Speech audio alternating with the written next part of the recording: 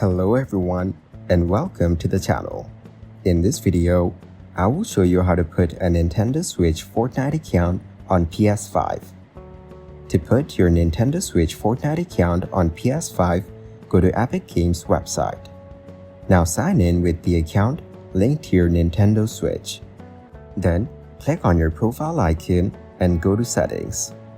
Navigate to Connections and select Accounts. Here, find PlayStation Network and click Connect. Next, sign in with your PSN credentials to link the accounts. If your PSN account is already linked to a different Epic Games account, you must first unlink it. Once linked, launch Fortnite on your PS5.